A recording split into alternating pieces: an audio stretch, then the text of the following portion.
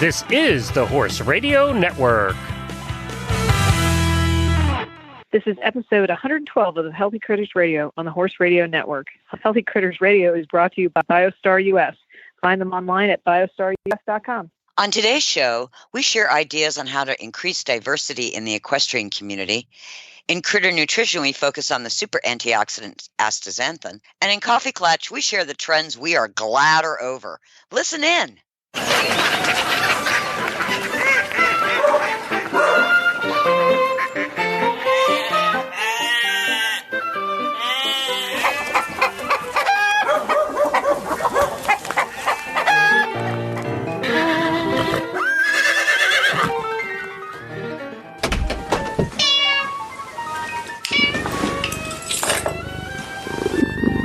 I'm Tigger. And I'm Patty. And I'm Coach Jen, producer of this here circus. And thanks for tuning in to Healthy Critters Radio, which comes to you we come to you guys on the the 25th and the 10th of each month. So this is going to be coming out the 25th. Yeah. And here we are in 2020. If you're listening to this show in 2023, go back and go to Wikipedia and just type 2020 in there, and you'll know why things are a little bit odd. Just type in what's going on. That's all you've got to do. What's up? That's all you've got to do. And considering that it's 2020 and it's summertime here in North America where we all are, there are a lot of people planning family trips and vacations and stuff. A little tricky right now. And I think Patty has some input on that topic because you're in the midst of that and you're facing some challenges. Well, it's funny. I'm not sure I have input. I guess I want answers. That's what I want. Damn it. We're trying to get a family vacation together. And now that I have two daughters that are married and they have spouses, the prospective boyfriends and spouses and all of that, but getting everybody together. And now that I have a granddaughter has been difficult because this whole thing with, whether you should fly or not fly or whatever is a big deal. But then when you add an infant to it, it becomes a little bit more difficult. So we've been trying to navigate through, how do we get an Airbnb in this beautiful place in Colorado and then hope that something, the stuff doesn't spike up again. So we're not really sure, so this morning, as of today, this morning, we've decided that we're going to wait one more week and see where we're at about whether we go ahead and book our stuff, because our big thing is we want to go to the national parks and whatnot. And, they've been closed. So that's kind of our dilemma now that we've got every single member of the family with the same week off. So that's a good thing. But we're trying to have an alternative plan, which is where we could all drive. Then, everybody okay, go well, to that the doesn't Walmart work. parking Then we'll lot drive. and have a picnic on the tailgate. I mean, doesn't everybody do that every week? But yeah, that could be planned like, I don't know, 10. Okay. There we go. But so that's what we've been thinking, that we would have an alternative plan. We're not going to book anything until we know for sure that it can, have a cancellation. Yeah. But yeah. And then if we have to drive or do whatever, that's what we do. It's been really, really hard navigating through it. Yeah.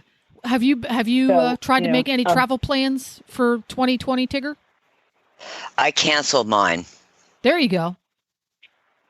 That's Tigger, cut and dried. Make a decision. Yeah. It's in Canada and the borders aren't open. Canada. Yeah. And I was going to film the polar bears, and for me, it's not the year to go. And I can go next year. Yeah. And it's too much stress. Personally, I find just the thought of getting on a frickin' plane. I mean, I can't drive to Churchill, Manitoba. Oh, that would take some of the fun out. Yeah, that's a long trip. Plus, I can't get across the border. So that'd be an issue. Can you imagine driving that far and going, oh, yeah, sorry, no. Go back. It'd be so fun. Yeah. Aren't there some great national parks in Texas or New Mexico? There are. Yep, there are. There really are. But the problem is whether they're open. It's not where the national parks is. It's whether they're open. So because Yellowstone is and again, yes, Peter has already looked that up. And again, it's the whole factor of like, okay, that's all great, but what about them flying with a baby? And that's really the kind of the hard thing for us. Because, you can't put a mask on a baby and shouldn't. And yeah. And I don't know if I think I told you guys, I have flown twice since this whole thing has started. And I will tell you, I flew American Airlines and Southwest, and both, you get on the plane, you're going, oh yeah, they cleaned, so you've like that part was, very comfortable. They do the social distancing. I always have wiped down all my stuff when I fly. So I still do it. It's just a habit. I'm so happy that now I don't look like a freak when I do it now because, I take wipes with me and I wipe down the seat and I've always, you're trying to get on the plane and they're always like, okay, all right, lady, can you sit down? You got to stop wiping stuff down. Well, now they're like, can we take that for you? So so that's nice. But it was not hard to fly. There was not, for me, at least, a lot of anxiety in flying. Mm-hmm. Yeah, so, it's challenging this year. It's very challenging. It is. I'm just gonna pray that it gets better soon. Yeah. Yeah. I think I'm not that hopeful. My gut instinct is that yes, it's going to get better soon, but only by a little bit. I think it's going to be one of those long, a little drawn my out. fear. Yeah. Yeah, it's going to get better, and it's going to get better in teensy-weensy little bits for a very long period of time. And if that's how it has to happen, that's how it has to happen. As someone reminded me again today, there's no one dropping bombs on our heads. Right. So there we go. Mm-hmm. But yeah, family vacations. I think we're all going to start getting really, really creative with what the marketing machine once called staycations, which is just a getaway that requires less travel. And I know Glenn and I have gotten a little bit more creative doing that. We've found all kinds of local trails that we can use that we didn't know about and ways to use them that we hadn't thought of. So that's helped it because the first month and a half or so of sheltering in place, we were a little bit like, okay, we're just not going to go anywhere. And then after a while, we got a little cabin fever. But all we can do is go to the local trailheads and go for a horseback ride or a walk or a bicycle ride. And we're kind of tired of saying the same old ones. We were, just being whiny. And then we said, well, let's try some that we've never even thought of going to. We don't know where they are. We don't know what kind of trails they have. Who knows what we're going to find? Adventure therapy. Right. Adventure therapy. So, after 60, 90 days or so of sheltering in place, it gets really exciting and interesting to just go to a trailhead you've never been to before and go for a walk. Woohoo! Fun stuff. And, now I can relate to horses. At the beginning of the show season, back in the day when you actually had a not show season, the first show or two, they always act a little goofy. Oh, I forget how to get on the trailer. And, oh, my, I need to be scared of the judge. I can relate to that now because after 90 days of not going anywhere, seeing a tree that is not in my backyard is really exciting. That's so funny. Oh my God. So Patty, would you consider taking your vacation in Florida, like Sanibel Island or Key West or I mean, we did possibly. We did the Keys 2 years ago. That's a possibility too. I think everybody kind of wants to get out of their state. I don't care if everybody wanted to come here, it'd be fine, but that's quite a drive for them with the baby. With a baby. I was thinking if that's why you might want to stay in Florida. Yeah, I was thinking, maybe we could make it like, what about Georgia or, something like that.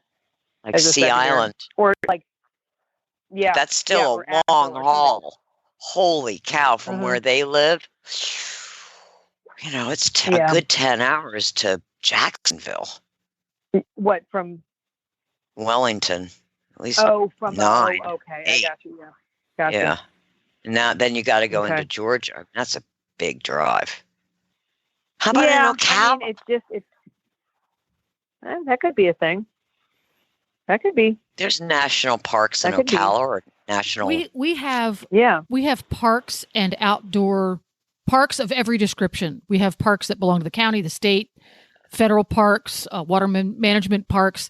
There's a dozen different organizations and government agencies that own the parks, but we've got dozens. And you've got that that's so cool water area that's not in Ocala, but it's where the mermaids, that would be Silver Springs. Is lovely. That's it. Yes. Yeah. Now, Silver Springs State Park, you're going to want to check on, because that's one of the parks that has actual improvements. Like you can take the glass bottom boat and those sorts of things. Some of that stuff. I love this. Is not open yet. Oh, okay. So you'll want to check closer in, and it's the kind of thing that you can do it at the last second. You have to make reservations for anything in Ocala, and we have a lot of paved trails, which are really easy to walk on if you've got a stroller or you want to ride a bike and it's not hard. We have plenty of paved trails. We have bumpy trails that are easy to walk on, and then we even have trails for people who like to mountain bike, that kind of thing. So when it comes to being outdoors on a trail, Ocala is your place. End of commercial. So that's family vacationing. We're going to ask Hedwig in a little bit about family vacations too. So stay tuned for that. I can only in the meanwhile, we're going to share some ideas about increasing diversity in the equestrian community. There we go. Let's do it. We need a sound effect for our round tables. We don't have one of those. Oh, we do need that, but it shouldn't be dun, dun, dun, dun. I was thinking, wah, wah, wah. Wah, wah, wah. No. Wah, wah, wah. There we go. There's the sound effect. So, there you go. I think I know what inspired this topic, but somebody might be listening to this show in 2023. So what inspired this topic, Tigger? Black Lives Matter. There you go. Mm-hmm.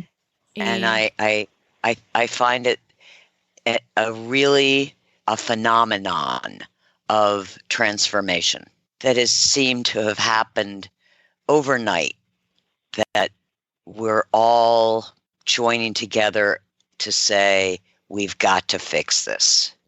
I like that so many people are taking it as a personal mission to figure out ways that they personally can become more aware. And it's people of every ethnicity that I'm seeing doing it, which from my point of view, at least, that's what needs to happen. All ethnicities need to go, we all need to work together to fix this. This isn't white folks fixing a black folks problem. It's not black folks fixing a white folks problem. It's people fixing a people problem. Exactly. Because Black Lives Matter, unfortunately, it's stigmatized that it's only about blacks, but it isn't. It's about all people, all religions, all beliefs. Absolutely. Everything. It's all encompassing. Yeah. And it is time to address it. And I'm very excited because I heard an interview on CNN in the car today with the former CEO of Xerox. Her name is Ursula Burns. She's the first black woman CEO, or was the first woman black CEO. And she said she's getting all these phone calls from all these other CEOs and heads of corporations around the country saying, what can we do? What can we do about this? How can we fix this? And she said something. These are my words. This is my interpretation because I don't have her actual quote. But she said that she told them the black community is really engaged to support you, but the white community were the oppressors. So you're the ones that have to come up with the solutions. You have the power in government. You have the power in the financial sector. You run most of the major businesses across the U.S. So we support you, and you need to come up with how to fix this, how to improve it. And when she said that, I went, wow, it's such an enormous opportunity to to be creative and think out of the box and say, okay, how can I help my fellow human? Yeah. And Mm-hmm. in the horse world, because here in the United States, horse equestrianism as a hobby or as a profession is looked at one of two ways, either as something that unsophisticated hicks do, or it's something that super wealthy snobs do. It's not something that I think as the general public views as an everyman's sport or an everyman's mainstream hobby. sport. Or mainstream. Yeah. But let's say in 1989, soccer was not considered a mainstream sport. But if you played soccer, you were not subconsciously or consciously labeled as a snob or a hick or a redneck. Whereas equestrianism, that is probably pretty common. So I kind of thought that's where we needed to start is, equestrianism isn't what the public perception, or is it? Who knows? At least in my point of view, it's not what the general public perceives it to be. Am I missing the mark, maybe? I don't know. I think that we need to focus on accessibility. And I was thinking about, wouldn't it be great if training farms of all types, whether you're training, show jumpers or barrel racers or cutting horses or dressage horses, that we have sort of an accessibility day, like an open house where you invite members of local churches for an afternoon, maybe watching exhibitions, maybe giving kids the opportunity to actually touch a horse, feel a horse. Horses are the healers. And if we're going to make the sport accessible, we've got to focus on the horse, not so much, I think, the sport.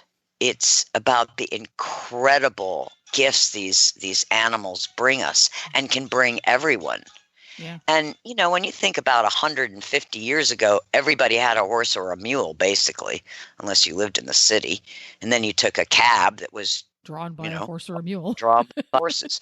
So, we've moved from everybody's basically using it for transportation to a more elite or, image. Yeah. And I think if we can open up accessibility and let kids and young people have access to learning and touching and experiencing horses, then we're increasing our diversity right there. Yeah, and let me bring up, because this has always been a sticking point for me, and regular listeners of Horse Radio Network shows know that it's a sticking point for the Horse Radio Network.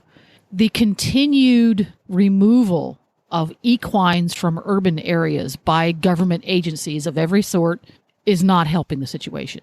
Every time you turn around, there's a really big headline saying that horses are not allowed in another urban area. And all that does is make it worse. Because if you've never even seen a real live horse, how can you possibly become interested in it? There's 0% of chance of anyone becoming interested. So the more we restrict where horses are allowed to be, we're just contributing to the problem. Absolutely. Absolutely. When we think about how we can diversify, the first thought I had, of course, that I talked about with open houses, how can we support urban riding programs? Brilliant. Yeah. And maybe that's by engaging with them, giving exhibitions, supporting them, helping them fundraise, and maybe opening up our riding schools. I know there's a couple of nonprofits. I know of one up in New York State, Horses for a Change. And, they introduce kids who many of whom can't afford lessons, to riding and horses and horse care. So I think we need to get at the ground level and really start exposing the wonders of our sport and our horses to everyone, old, young, and in between. I agree with you right there. It's not targeting only urban areas or underserved populations. It's targeting everybody. Everybody. A little bit less bashing of each other amongst horse folks, and a little bit more outreach. And sharing some, there's some really great stories to share with people in the equestrian world, like the story of Snowman, who, what a great story it is, and the Buffalo Soldiers. And I mean, there's just a lot that we can share to kind of start dispersing the notion that, it's an ultra elite sport, or it's an ultra cowboy sport if it's barrel racing or reining, and that it's an every person sport, because everybody can get something from horses. I agree. I think that's a fantastic description. It's an everybody sport, because literally everybody can get something out of it. Like you said, horses are wonderful healers, and they're wonderful companions. People have dogs as pets. And for a long time in America, having a horse that you didn't ride, people who do ride would look down on you like, oh, it's just a pet. Yeah.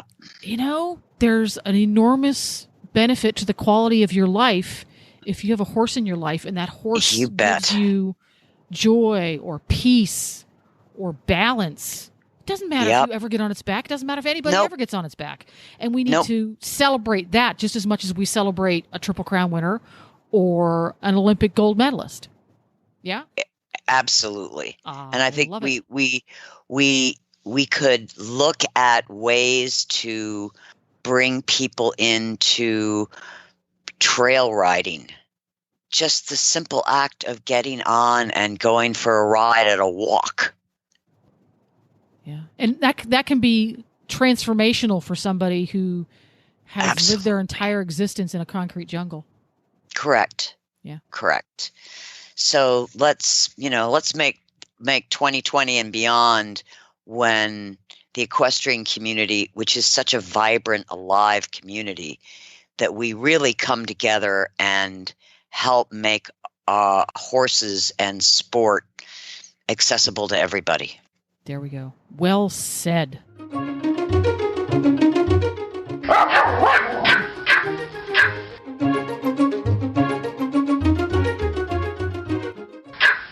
Hello. Hetty! Hello, Patty. Nope. Hello, Jennifer. Patty has been technologically exercised by AT&T. Did Patty forget to pay her phone bill? No, it's an AT&T outage all over the country. Oh, or glitch. I wonder why ours is working. Weird. Because you're wonderful and special, Hedwig. Yes, exactly. But normally the phone does not work on a good day. Well, one of the areas of trouble is Dallas, where she lives. Dallas, Atlanta. Those are not in the same state, Tickle. Well, I'm just. Really? Did Tigger infer that they were? Thank you, Jennifer.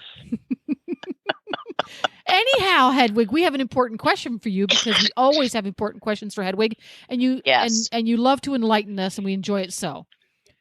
Ready. You ready? Okay, here it is. What is the most important aspect of planning for a road trip besides cheese? Oh, I have this answer for you, because we just took a road trip for the first time with my new sisters. Oh, goody. And so here are the things you must have to go on a trip with 4 Pomeranians and a Valhund. Ready. The first thing you must have is a sense of humor. Oh, good. Of course. The second thing you must have is understanding friends. You mean human friends or dog friends? Yes. No, human friends, because say when you get to their home and you're all, having a nice dinner in their fenced yard, and two of your Pomeranians are in a special pen, and then suddenly only one Pomeranian is in the pen. Because one of them is a little boneless squid, then it turns out that you will have a sense of humor, because the next thing that will happen is that the boneless squid Pomeranian will get out of the fenced yard. And then you will need not just understanding friends, but friends who can sprint and dodge and dive.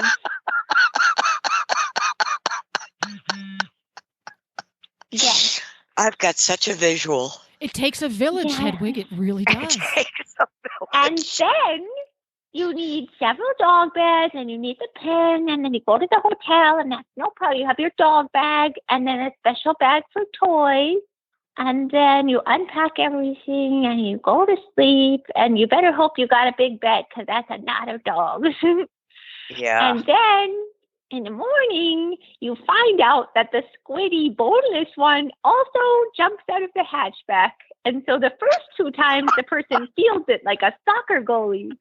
But the third time, that person was doing something else, and the other person was not paying attention. And thus a free Pomeranian, yay!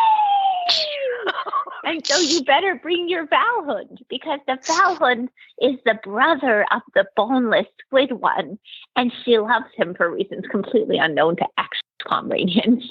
And she will follow him anywhere, and so you have to then go across the parking lot with the brother and cookies, which you will have brought in a little rattling container, so as to catch her. And you have to say, crouch and growl, crouch and growl, and then the little dog will squidlessly squash to the ground.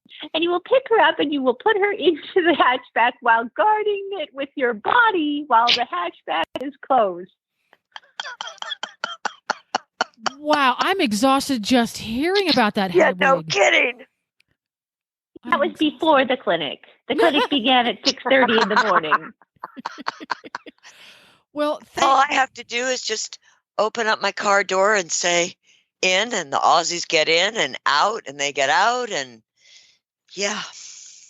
yeah. Just Well, I saying. get in and out. It's the new ones. Well, eventually, My brother won't, though. eventually you will win them over to your side, Hedwig. I'm sure of it.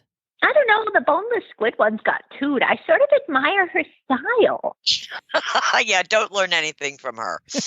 Twice today, she got out of the gate at the house, and I still can't figure out how. She just goes squirmy, squirmy, gone. Like the Whoa. squid in the aquarium. It's her superpower. It's her superpower. And then the human has to put all of us back in the house because she doesn't want 4 more dogs out by the road. And then she has to go get the little bad dog. It's so funny. I just can't even tell you. My goodness. Well, What's the point in a fenced yard that doesn't apparently have stakes into the ground for 6 feet? there we go. Well, it is a mystery. So contemplate that for a little bit, if you would, Hedwig. And next time we chat, perhaps we could talk a little bit about your favorite confinement systems that don't actually work for next time.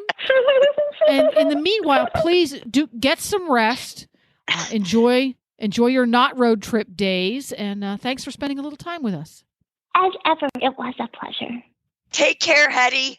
I'm the good dog now. Yes, you are, which is just ironic.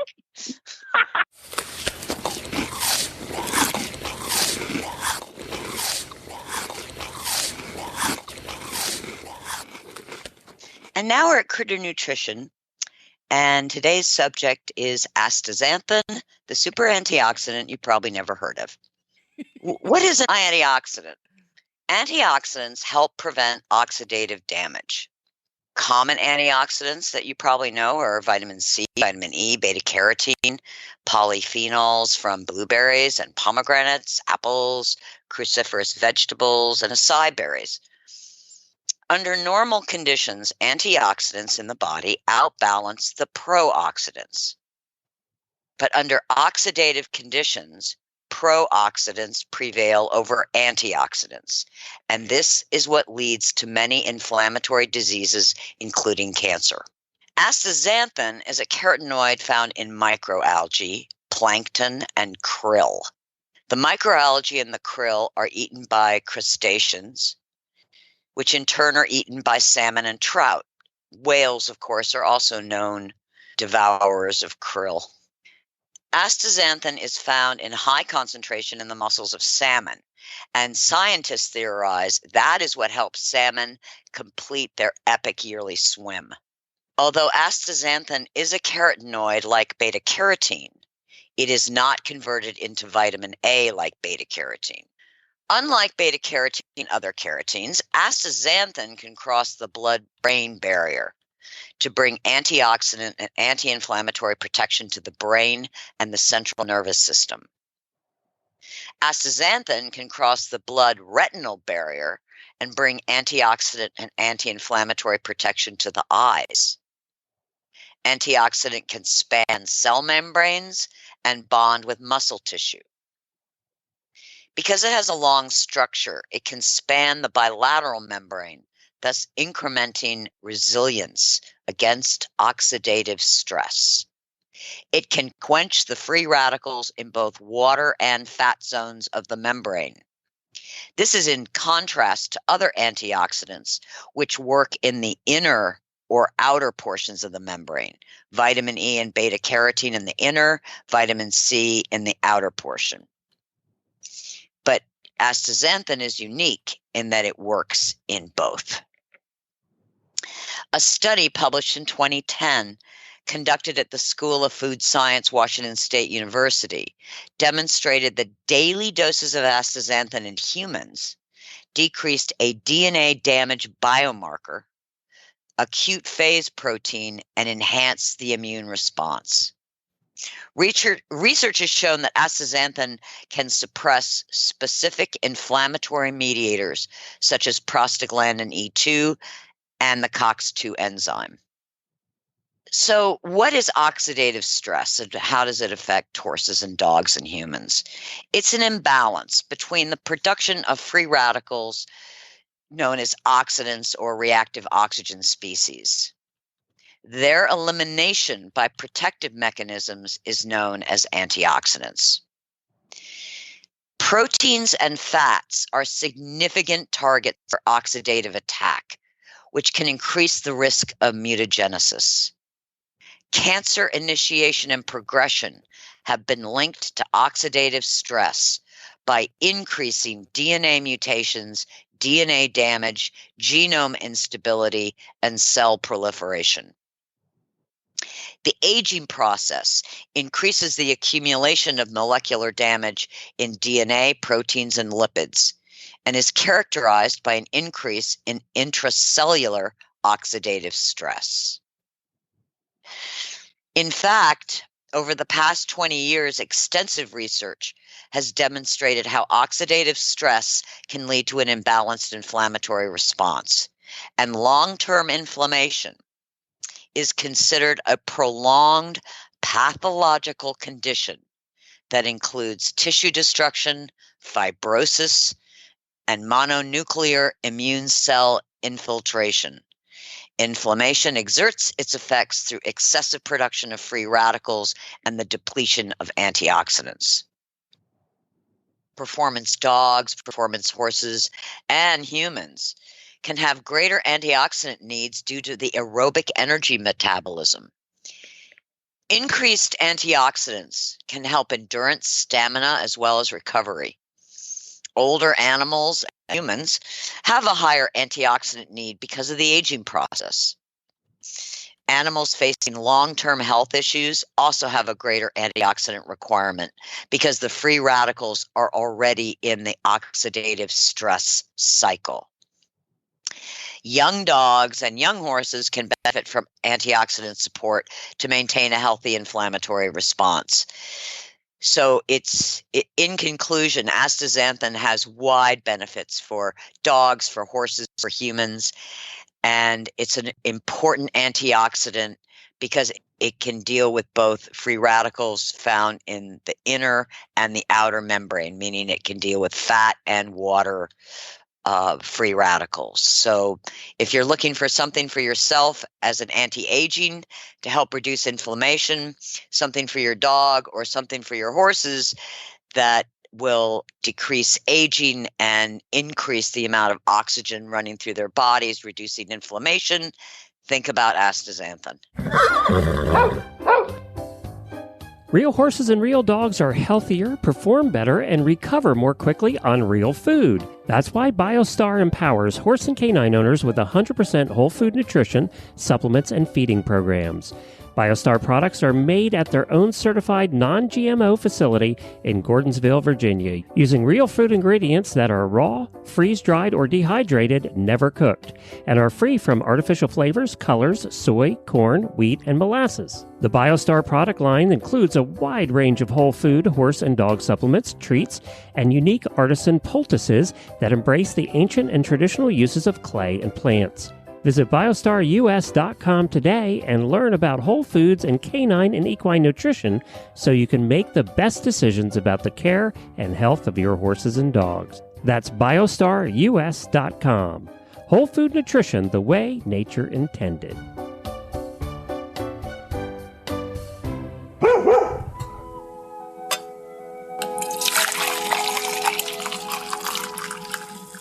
And now we're at Coffee Klatch, and we thought it would be fun to talk about trends we are glad are over. This is a rather wide spectrum of trends. I'm going to start with a really old trend from the 70s, which was the leisure suit. And I am really glad that trend is over.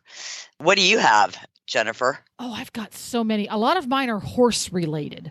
Oh, good. And one of them that came to mind right away is, this was, I think, in the 70s, the loose ring snaffle with the giant 4-inch ring.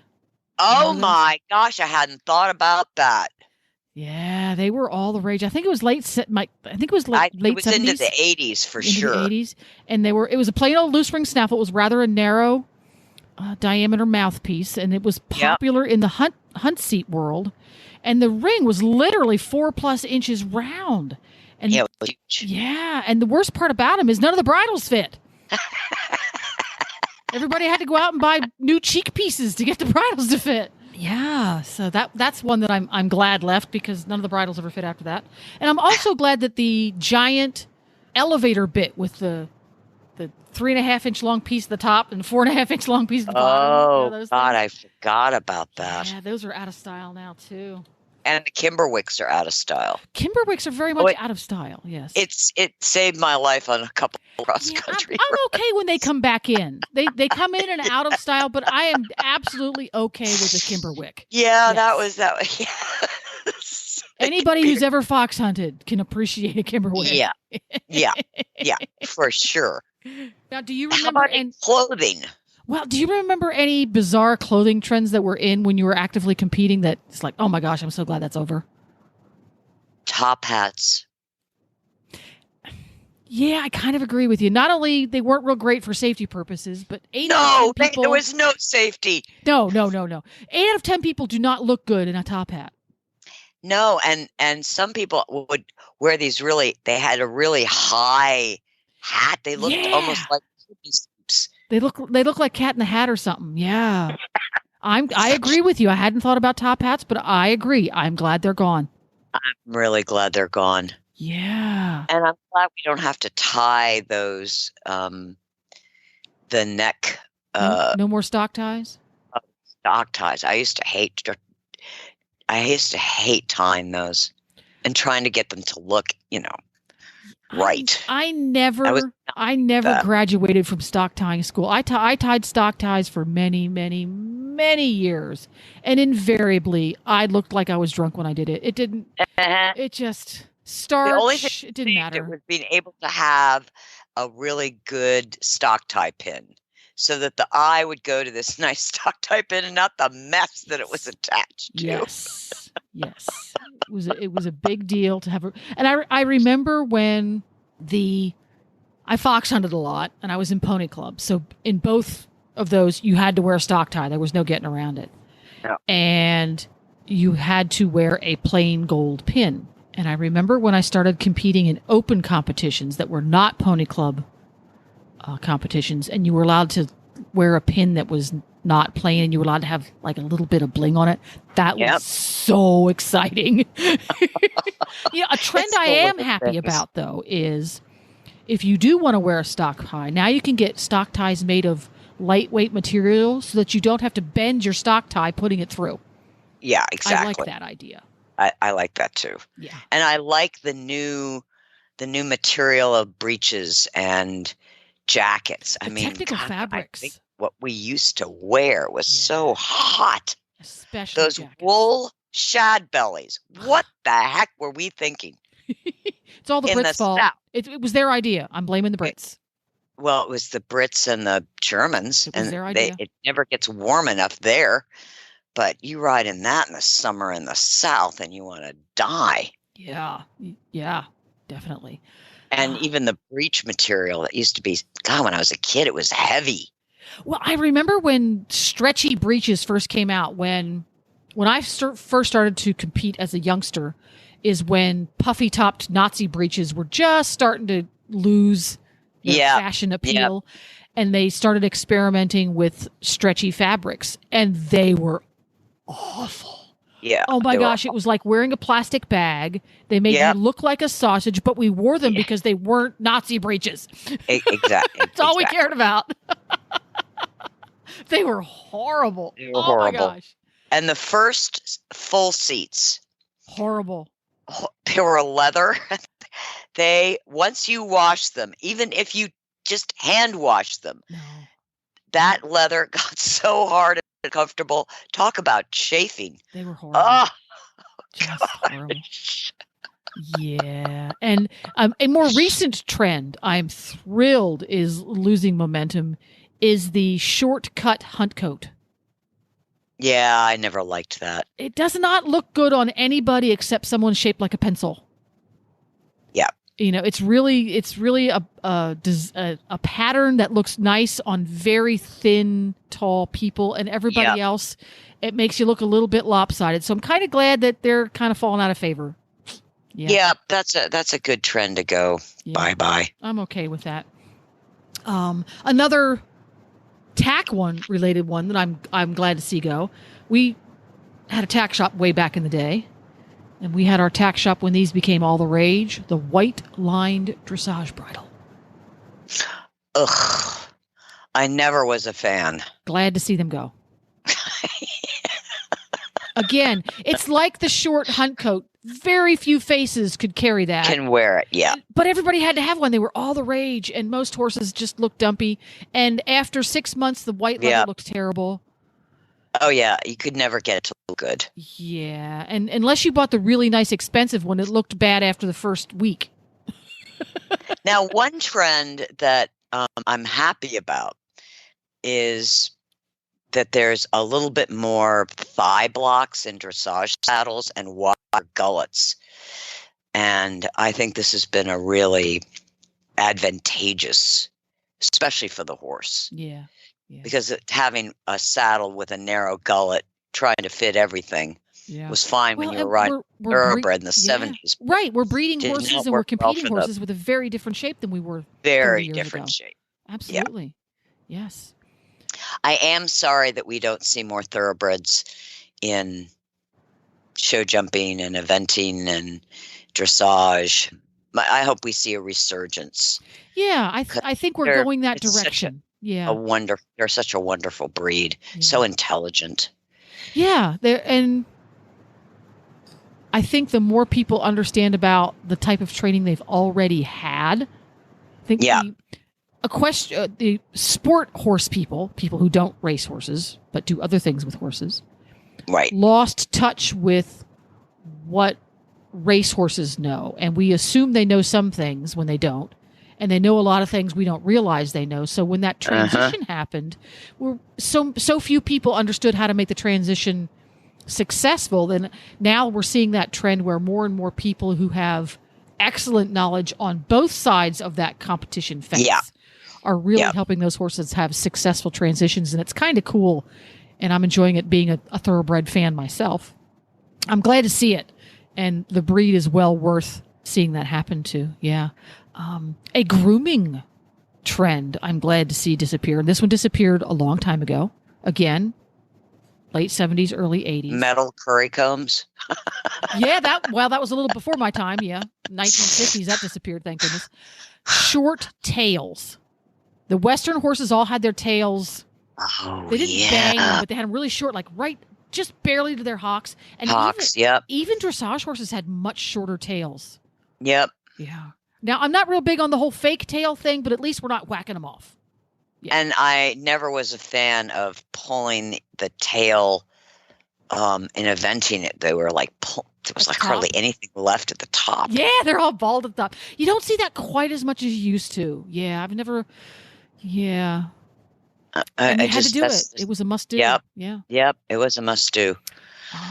Another grooming one that is slowly but surely losing favor is shaving off whiskers and ears. Yes, and everything thank over the face. goodness. Yeah. Yeah, I'm glad. And that actually, we have the Europeans to thank for that. I think they started that trend of, it's okay if your horse has a little facial hair. Yep, and they need it, and it's a sensing device. Yeah, I'm okay with that. I'm really glad that the halter horses are moving away from big, gigantic bodies on tiny little feet. Yeah, the trend is starting to move a little bit, and I'm okay with that too. Yes. Me too. Absolutely. And not breeding for feet. For a long time, we kind of had to put up with the feet that we had. And I think breeders sort of across the spectrum started going, oof, there's a lot of navicular, there's, shelly, terrible feet. Not that that's all gone away, but I think there's been a lot more focus on really good feet and a way better focus on barefoot and shoeing. Yeah. And those have been good trends. I think barefoot has been an excellent trend. Yeah. A lot of horses. And my one final one that I'm glad is gone is the, what do they call them? Hip hugger pants. I'm glad. The low riders. I'm okay with it. As a person who I cannot wear those. It's just not fair to the viewing public that I should have those on. I'm okay that they're gone. Just putting that out in the universe. Well, if you can think of any trends you're glad to see go, let us know on our Facebook page, Healthy Critters Radio, and on our website, healthycrittersradio.com. And for those who have listened to this entire show and are astute listeners, they've noticed that Patty's voice is absent from this conversation because, unfortunately for us, the cell tower gods were against us and poor Patty got booted. But she'll be back again next time, so not to worry. Thanks for listening, everyone, and thanks to our sponsor, BioStar US. You can find them online at biostarus.com. Get the Horse Radio Network phone app on iOS or Android by searching for Horse Radio Network in the App Store. It's free and easy to use. For details about today's show, go to healthycrittersradio.com, where you can find links, photos, and more information about our guests. As always, we love your feedback. Please follow us on Facebook under Healthy Critters Radio. Be sure to visit all the great shows on Horse Radio Network at horseradionetwork.com. Love your dog. Hug your horse. Feed your chickens. Clean your litter box. Dance with your goat. Slither with your snakes. Howl at the moon. Hang with your hamster. Party with your parrot. Waddle with your walrus. Outwit your otter. Cuddle your cows. Rap with your raptor. Go chipping with your chipmunks. Forgive your fox. While hedging your hog. We also recommend that you rack with your raccoon. Gyrate with your giraffe. Meditate with a meerkat. Uber with your orangutan. Facebook with your flamingo. Ponder with your panda. Walk with your Wookiee. Yawn with your yak. Twitter with your toucan. Go raining with your reindeer. Dropbox your dragon.